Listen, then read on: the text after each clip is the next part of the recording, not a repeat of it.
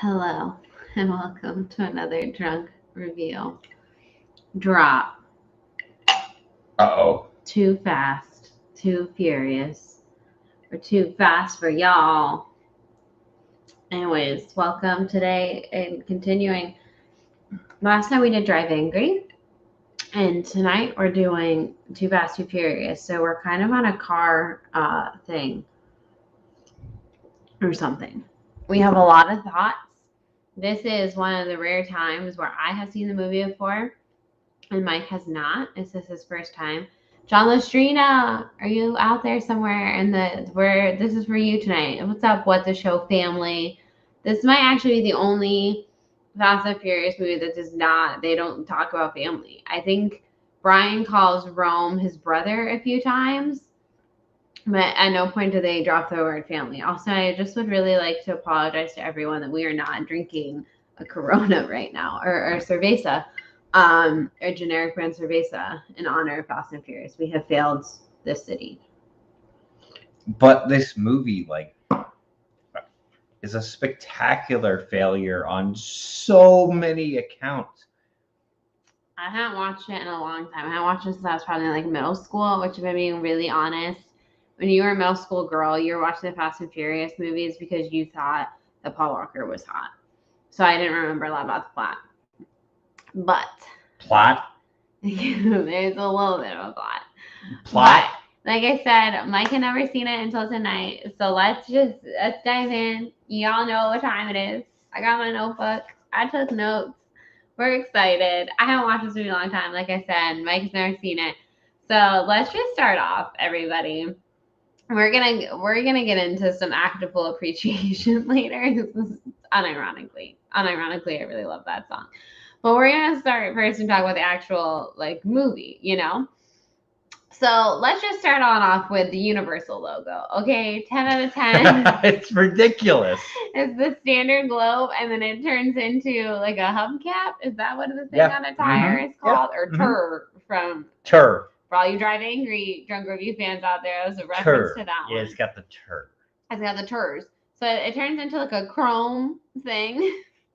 It turns into a chrome thing, and it turns into a hubcap. A hubcap. So let's just break down the cold open of this movie, right? Which is a fight. And this is a thing you don't know, but if you watch back in the day, the DVD, y'all, I bet you John Lustrina would know this.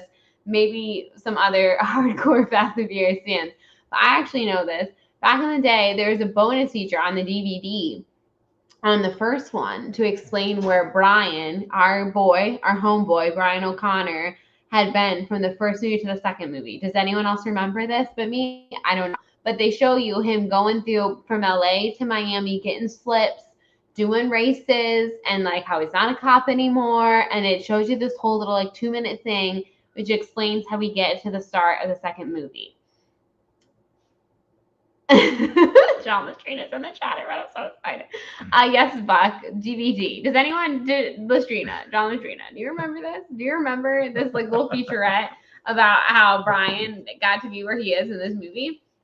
Anyways, so here we are. Universal logo. We're getting to the race. Let's just break down.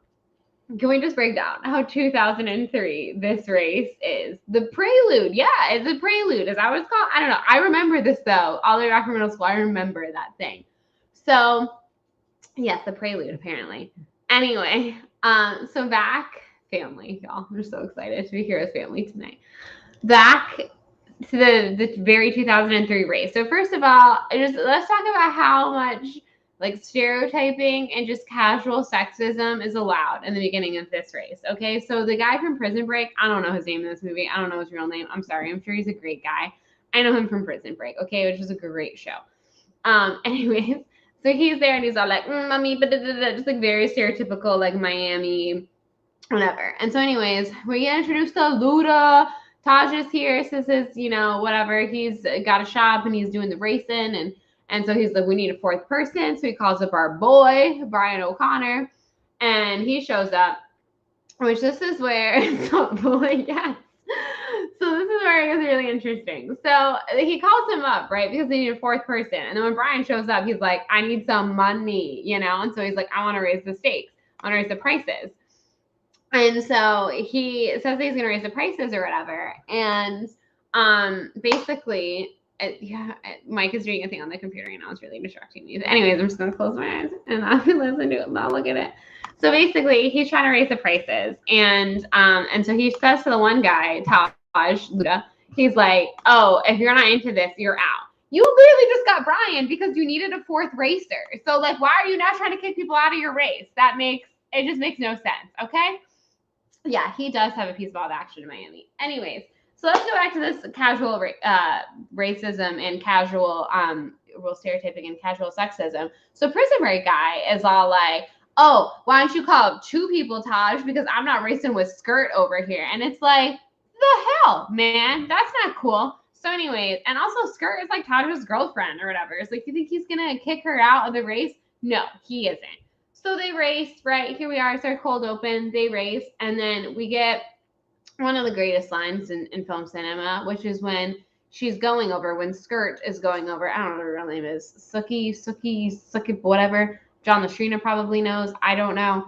When she goes over the bridge, she says, oh, smack that ass. Why is that what you would say when you were driving over a bridge? I just want to know. I thought it was a weird thing to say. Anyway, so now we're gonna get to the actual plot of it. So we finished our She cold was open. in the DOA movie. What is the DOA movie? In Dead or Alive. It was another video game fighting movie. Oh. And it's... Why do you know every yeah. It's like, that movie also has Robin Shou. So like it kind of is like the spiritual successor to Mortal Kombat. And that girl... Go ahead and tell everyone your favorite part of this movie. Speaking of Mortal Kombat. Oh, so like right away, Raiden like electrocutes a car. He electrocutes Raiden, car. the real Raiden, the one from Mortal Kombat Annihilation. He electrocutes a car, and it's awesome. Mike was instantly into this movie the second that happened. That's what really, he wasn't that into it, and then that happened. And he really does all come back to Mortal Kombat. It does. It really got does. into it. So Raiden is there. He is an FBI agent. I was saying, if the first Fast and Furious real Raiden is like a Point Break ripoff, do you think they were going for like Bad Boys vibes in the second one? Well, Bad Boys, if it was made directly to go to the USA Network. Yes. And again, I mean, no disrespect to, may he rest in peace, John Singleton for directing this film, and also the star of this film, Paul Walker, may you also rest in peace, love you forever. But like, the choices, the acting, the line readings, the so many things. But here's the thing. I think like they must have filmed this sequentially. They honestly must have, because the beginning of the movie is just like, it's bad. Then they all realize this is bad, and they steer into the skid. And then like the second half of the movie I don't think just, they ET'd this, but I could be wrong. The second half of the movie is just like bonkers. And so if you were to describe the plot of this movie, what would you say is the plot of this movie? So like a very stereotypical Argentine villain is smuggling money, drug money, I think. Is it even really made clear how he got his money? I think it's the drug money. I don't know. Eva Mendes is there because of course she is, because it's 2003. So why the fuck not? And we don't have Mia. And she's not J-Lo yet, so she's not in Geely. We need Brian to like have a love interest. So she's undercover. And Brian has to, this is where we get to meet Roman Pierce, everyone. Get excited. He's here. So he goes Tyrese. And he has to Tyrese. I mean, maybe the decision that they most regretted about the Fast and Furious movies that they got Tyrese involved, because that has caused some drama. But anyways, so do you Brian smell what The Rock is cooking? Has to go. I know he's very jealous sometimes. Brian has to go. And like, listen, Tyrese, I hope you enjoyed Too Fast, Too Furious, because you will never get this much screen time or lines or anything in any other movie in this franchise, okay? You're about to become comic relief. You're going to hang out with Taj, get a few throwaway lines, get a cerveza, be part of the family talk, but Vin comes back and you're sidelined. Like in this movie, it's all like, he's my brother, and yes, he's here. He is here and he is hungry. Speaking of who is here and who is hungry, everybody, special guest, the one Hey, Palestrina is here to talk to us. pockets ain't empty, cuz. What's up? I'm just so excited to talk to you. We have thoughts. We haven't even gotten to the best scene in the movie, which is the rat and the detective yet. We're gonna get to it about how a grown man literally threatened another grown man with a rat. Hey, and it man, was Card of Verone. He's crazy. He's crazy. It's so good. Y'all, we have family here tonight. Jeez. It is happening. Oh, I was really hoping you were drinking a Corona, but it's a bottle of water. I'm still recovering from my booster, so I'm trying to drink That's water. fair. So my body's Hydration is key. my body is still beat up, but just trying to bounce back quickly. You know, we are so happy that you could join us tonight, even though you're recovering from a booster. That is true family right there. You know, I'm just flowing though with Nos now, so I'll be unbeatable in any race. Can we talk about the Nos? Nos? Anytime. Also, was this just a thing in the early 2000s? Because I was thinking this film came out in 2003. The show House would come out the following year, 2004, and that was always very notoriously known for being like, we're gonna dive into the body and whatever. And this movie does that a lot. It's like we're gonna dive into the car and show you the GPS, or we're gonna like Nos vision and whatever. And I was like, is that just like did we learn how to do that in the early 2000s? And we just thought, yeah, let's put that in everything. It was cool. It looks awesome. It holds up very well. I mean, it's just that area, that early to mid 2000s. Technology was just booming. Do we all agree? Is this the worst of the Fast Saga? Because I would say yes. It's real bad. This is a perfect film. What I will say is, and I'm saying this like cross my heart, hope to die, like unironically. I said this to Justin, aka the Juice, the other night. I unironically, this is a true story, would put in my top 5 favorite like songs from a movie of all time. I would put Active Fool up there. I love Active Fool. I listen to Active Fool all the time, and it's on my now phone. Back in the day when we had iPods, it was on my iPod, and I would like bop to it in my car, and be like, oh yeah, street racing. And to this day, I jam out to Active Fool. I put it on for Mike, who had never heard it, which and it's a great song, and I like full unironically love.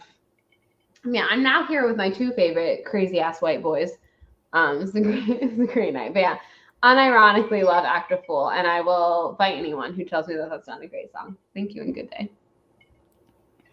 It is a bumping soundtrack. It's probably it's top, one of the top soundtracks. I think the best soundtrack in the series is Tokyo Drift. That's just my personal opinion. That one rips. That's a good one. I think we now have to make you watch Tokyo Drift. We're now watching these movies one by one. I'm sorry that you had to suffer through this one. I mean, well, so here's my thing with this one. Like, and obviously we're just like gonna forego the plot right now. I felt like the first 45 minutes to an hour were like, okay, I don't know what they're going for. And then like give or take the hour mark, they were like, fuck it, this is ridiculous. Let's just steer into the skid. Hold my beer. Every single scene, they're just saying, hold my beer. I think that they made this in all seriousness. Like, I think this film was earnestly made, and they were like, this is badass that we have a man being threatened with a rat, and we are going to land a car and a boat. Yeah. And I think that they went for it, and you know what? I respect them for that. The second half of this movie, like, is just so over the top that like if you just go in there with just like turning your brain off, it's so fun. Like it's dumb fun in the best way though. Again, I don't mean to talk ill against the dearly departed, but I know that Paul Walker can be a good actor. Like I know that he can do good work, and he has done good work in other Fast and the Furious movies. But some of the line readings in this movie are just so bad. They're so bad. They're so good, but they're so bad. And I'm like, no offense to Tyrese, but I don't think Tyrese can do much better. Like This is him at his best. But like other people in this movie, like Eva Mendes, Paul Walker, I'm like, I've seen you do better work. James Remar was amazing. The superior Raiden, yes, the best Raiden. The only Raiden. Let's Who cares dive about the other into guy? some of the best lines. We discussed the jumping over the bridge, and she's like, "Smack that ass." That's great. I enjoy. I'm gonna go take a piss. Yeah, you go and do that. That's some good in the club between. Again, I don't even know what Eva Mendes' character's name is in this movie. I'm gonna call her Eva Mendes, and Rome. Monica Fuentes. Thank you. Obviously, it was Monica. Duh. We have the expert with us. We have literally the Fast and Furious. The expert is here. Crazy Ass White Boy is obviously a good one. I also like the stare and drive. First of all, I do genuinely like the stare and drive scene. And I like that he's like, oh, he pulled the stare and drive. I taught him that. That's good. That's classic. I do enjoy that. That is a good one. Let's see what else we got. I can't get over the detective rat scene. It's one of my detective rat scene. We're gonna get into that a little bit more. Also, it can't be you're not allowed to have Fast and Furious movie unless you do a fixing of the car montage kind of whatever. So I'm glad that made that in there. I'm also glad that even though, Vin Diesel and all the other faves in the first movie aren't in there, you do get callbacks to it, like, oh, is that why you helped that guy in LA and whatever? Also, while we have you here, John Lustrina, the absolute expert on Fast and Furious, can I ask you, because I'm genuinely confused, so Brian O'Connor obviously was a cop in LA. I know that is established, obviously, in the first film. And then this one, he goes to Miami, like I said, there was that weird prelude thing where it showed how he got there, whatever. But Rome is in Miami, or at least in Florida, and they clearly grew up together. Are they from Florida? Do we know their history and where they are from? They're like Barstow. So basically, they're friends. Roman, I believe it was like got caught with stealing tires or wheels, like rims that were too hot, and then he blames Brian for getting him locked up. But Brian says, "No, man, that wasn't me, man. Like, I didn't, rat on you or whatever." So they have some conflict. That's where they get their conflict from, because obviously, Brian being a cop, Roman about that life. That's true. He thinks that they're all pigs. Wait, AJ in the chat here, this is a few minutes ago, but I still would like to highlight this. Fast Four is the bottom of the barrel for sure. It's not even fun. I think hard pass disagree. I like Fast Four. Am I alone? It's a transitional film. It gets you. That's where they change things up. Just then, where it turns into almost like big, just straight up action heist kind of style. Getting to 5. So you need 4 to get to 5. I got the gang back together. Also, one of my favorite lines is, so they go, again, we're skipping ahead here, folks, because it's drunk review. There's no structure. There's no structure to drunk review. So we're getting toward the end here, the big climax, and they have to, oh, that reminds me of another one of my favorite lines, so we'll get back to that in a minute.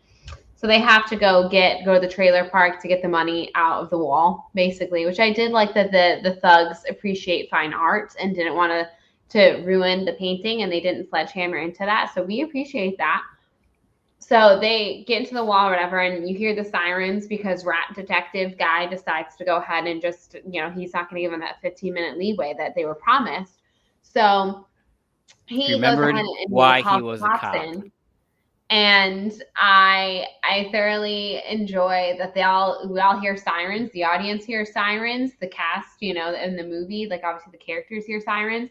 But Brian O'Connor still is there for us to point out the obvious. He's just like, cops. The line delivery is so good. And it's just like, did they really think that the audience wouldn't pick up on the fact that the cops were closing in on them? We all heard the sirens. And he's like, it's really good. I just wanted to share that.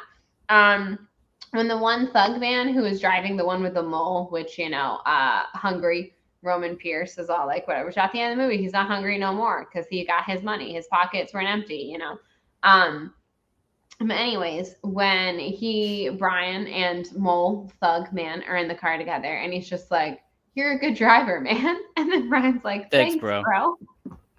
So good. It's so good. This movie deserves an Oscar for some of the lines. And then one of my other favorites, we're going back to the beginning of the movie because guess who's direct review? There is no structure. When Taj is all like, "Boy, bring that body by the garage so we can work on that front end of yours," or whatever. Like, there's a lot of sexual tension. Have sex. And I was like, what? No. But yeah, just real good subtle things, it's very 2003 in this movie. I also forgot until we watched this movie again tonight. Well, me again, not you. How much like West Coast choppers was a thing back in the day as well. So yeah, that was there was that was when what's his face, was that like Jesse James or whatever, that dude? Yeah, Sandra Bullock's husband at the time, I believe, or was about to be her husband. I don't know. I don't the chronological. But I mean, John Lustrina, while you're here, just tell us why you love, besides the fact that Acapulco is a great song, why, and the fact that they attack a man with a rat and they put a car on a boat. What is it about? We haven't talked enough. What is it about Too Fast, Too Furious that really just grinds your gears? That just makes you want to get up in the morning. This film, it's also very much about two friends rediscovering why they were friends, reconnecting, and doing the right thing, restoring their reputations, coming together, just being awesome, and realizing, hey man, like, we're friends. Let's be friends again. We got this. Let's be cool. Let's drive some cards and do the driving stairs. Steal some other cars. Yeah, they got some slips. Again, it's another good Fast and Furious staple right there. It's got slips. They got some good American-made muscle cars, which, again, kind of a callback to the first film there for all the diehards. Mm-hmm. But also interesting because that's not really Brian's thing. Brian usually likes... No, he's imports, Dom's. Dom is the classic. But maybe that was supposed to be us being like, look, he's taking this thing from Dom. I don't know, but... And the only time he really drives a good American-made muscle car is in this film, I think. I don't know. Correct me if I'm wrong. Well, at the end, when they go to break Dom off the prison bus, Brian is seen driving the 1970 Dodge Charger. That was Dom's. Obviously. How could I forget? Such a classic. Which also leads into the beginning of 5, which is very hype. Great. 5 is a great film. Let's talk about the rat and the detective and the bucket. And why did they think that was a good scene? Why did they think they're like, all right, we need a scene. Let's just hear me out, everyone. We need a scene. We have to threaten somebody and threaten his family. And what we're going to do is we're going to put a rat in a bucket, like a metal bucket. We're going to heat up that bucket, and the rat is just going to start biting this man. And that is going to make him want to cooperate with us. That's a thing that people, I don't know who wrote the second film, but they wrote that. And they decided to go with that. And I salute them for that decision because it's maybe one of my favorite scenes in the film. Well, it goes to show how dangerous and how crazy and psychotic Carter Verone is, the very white Argentinian. Very underrated villain, and who, again, as Brian says in this film, he's getting out. So who knows? Maybe we'll see him again. Yeah, we could see him again someday. I would like to see him in Rome. Maybe face off at some point and Fast 11 in space or something. Who knows? See, hopefully, I'm crossing my fingers. I mean, let's bring him back. Let's bring back Carter. He's getting out. Is this your favorite villain in the Fast franchise? I mean, he's up there. I mean, I would say I really do like Braga from 4, who comes back in briefly in 6. I think he's played by John Ortiz. I think he's underrated. I think he's really cool. I also really like how crazy Owen Shaw is in 6. That is a good. Like, he's just straight up a crazy psychotic murderer. Now, would you say you don't have a lot of Fast and Furious knowledge? You've watched now 2 films. Yeah. And you've ridden the greatest ride of all time, Fast and Furious Supercharged. Would you say your experience watching 2 Fast and Furious was better than your experience riding Supercharged, or do you enjoy Supercharged more than this movie? They're both awesomely bad. Like, they didn't tell me to turn my phones off a lot on this, which I found to be a little jarring. I will say that, like, this movie, especially in the second half of the movie, it's just like, what are they going to do next? Oh my God, how do you top what they just did? And then, oh, well, they just did it, whereas the ride, like, once Vin Diesel is the size of a helicopter, it's never topped. I will say, if you continue down your Fast and the Furious journey, you will get to see Vin with a helicopter again sooner rather than later. Well, soonish. You'll get that experience. Nice. Yeah. There's a moment. Yeah. Yeah, I mean, Supercharge is a great experience. I do at some point want to ride it with you, John. Like that would be literally. I think that's like nirvana. Like that's our goal in life, like a legitimate, true goal in life. We were like, we just want to ride this with John Street so badly. We've now done it on both coasts, ladies and gentlemen. We have done. Obviously the actual Fast and Furious Supercharged, which we have here in Orlando, and we have done the Fast and Furious on the Tram Tour in LA. And I have to say, Tram Tour is probably better because it's shorter. It's shorter. I mean, and the Tram Tour guide gets to interact with them a little bit, which makes it kind of funnier. They add some good humor that way. And you get a bunch of other good things, and it's not just that god awful. And can I just say, again, I know that I've just spent 20 minutes kind of shitting on this movie because it's something. But I do think overall, the Fast and Furious franchise has some really good films in it, like some that I do thoroughly enjoy, and it deserved a better ride. And it could have. It's just such an easy. We did Radiator Springs, and it could have been something like that. Like, give me 2 cars and let them race. That's your whole thing. That's your thing, Fast and Furious. And instead, they put us on a party bus, and I know this is supposed to be too Fast, too Furious tonight, but I just had to rant about that for a minute. A lot of thoughts and feelings about it. It could have been a better ride, but it's kind of it's an awesomely bad ride, much like this. And yeah, I'm just, it's a movie. I don't know. It's your first time watching it tonight. What are your biggest takeaways besides Rat Bucket? Yeah, the movie it's insane. In a lot of ways, and I genuinely felt like the first half of the movie was like, okay, we're going through the motions, and the second half of the movie is like they just said fuck it and let's go for it, and I enjoyed the second half a lot more. So that's what it was. This movie is a glorious train wreck in so many ways, and that's my feelings on it. So yeah, that's fair. I don't know why. Yeah, I don't like it when you have a first movie, which again, it's maybe not aged the best, but I think is overall a good movie. And you introduce these people to these characters and you get them to care about them. And then I hate it when they make a sequel and like half of those people aren't there. So when this movie first came out and I was like, well, it's just Brian. And again, I watched it because I thought Paul Walker was hot. And so I watched it, and it was great. He's got great hair. He's early 2000s. Paul Walker has great hair. And so I watched it and I was like, huh. And then Tokyo Drift obviously came out and everyone was like, well, no one is in this until Vin Diesel was in the credits. Everyone freaked out. But yeah, I was real hyped when the 4th one came around and everyone was back together because that's what I was there for. I wasn't there for the Nas or the Slips or the whatever, the crazy Argentine villains or the whatever. I was there for the family, and I was happy in the 4th movie when the family was all back together. And that's my 2 cents.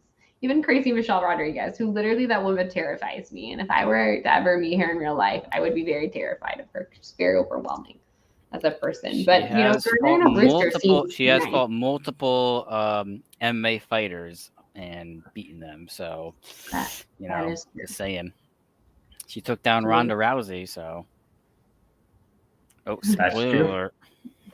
Yeah, spoiler alert. You haven't seen it yet. Just kidding. Oh man, this movie. I hadn't seen it in a long time. I was really happy to revisit it. I was happy to show Mike it for the first time. I hope we're doing you proud, John. And I'm trying to show him some family, trying to show him some Fast and Furious here. Slowly but surely, we'll go through all the movies.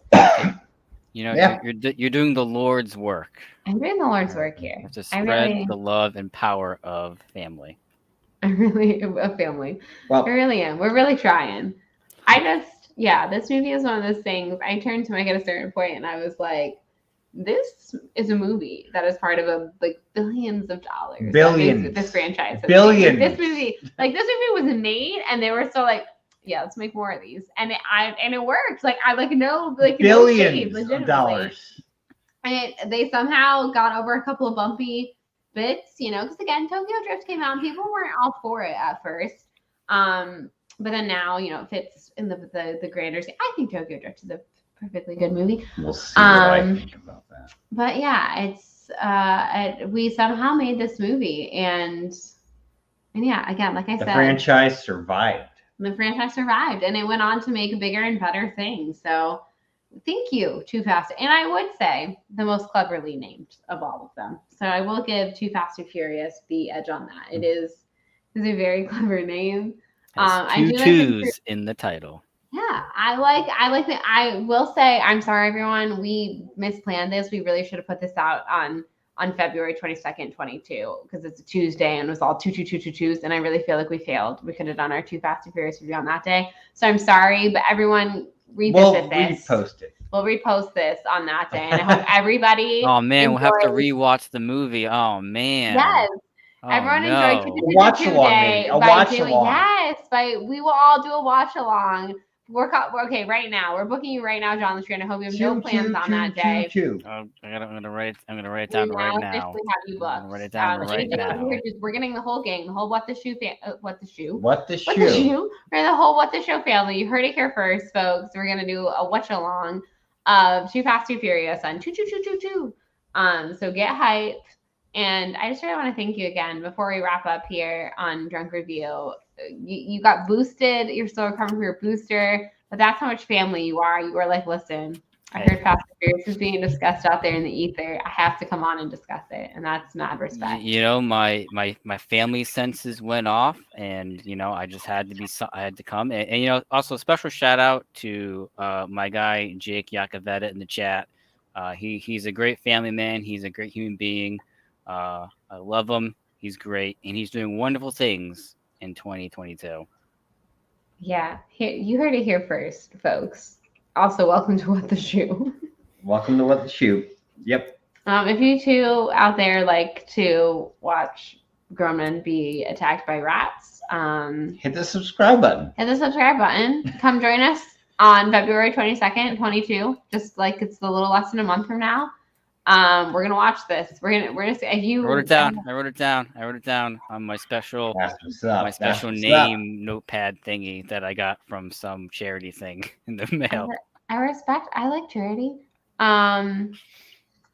So if you want to come join us in February, folks out there in the ether, we've officially booked John Latrina, the all-time expert on all things Fast and Furious, and we're gonna watch one of the most bizarre yet entertaining movies in the franchise. So yeah, I'm getting excited. I mean, this movie did, it had, like I said, introduced us to Luda and, Tyrese's character, Roman Pierce. So you get some good new fresh blood in there, which do end up becoming important later on in the franchise. So bless that.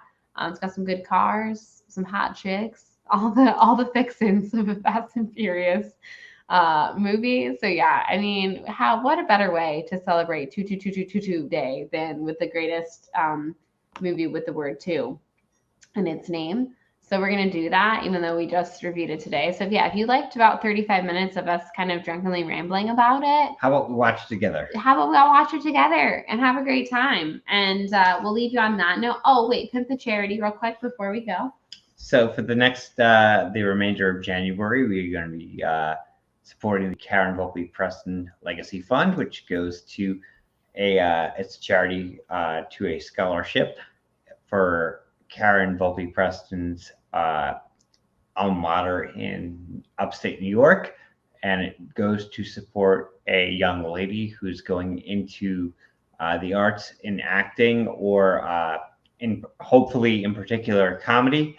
And yeah, we've supported this charity last year and this year, and goes to support Paul Preston's beloved deceased wife, Callum Volpe Preston. So yeah, if anybody wants to do that, we have our Streamlabs pinned in the Streamlab in the chat right now.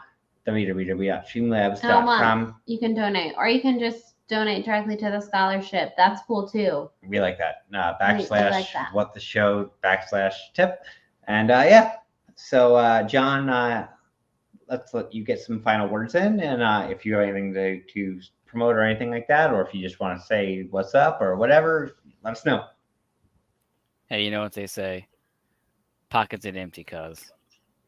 I can't think of a better way to end this review. Y'all come back here on February 22nd. We're going to have a great time. We're going to watch Too Fast, Too Furious. The entire month of January, we will be collecting money, like Mike said. He just did all of that, and he's had like an entire bottle of red wine. So donate, if nothing else, for that reason. But yeah, family, y'all. Family. Act a fool.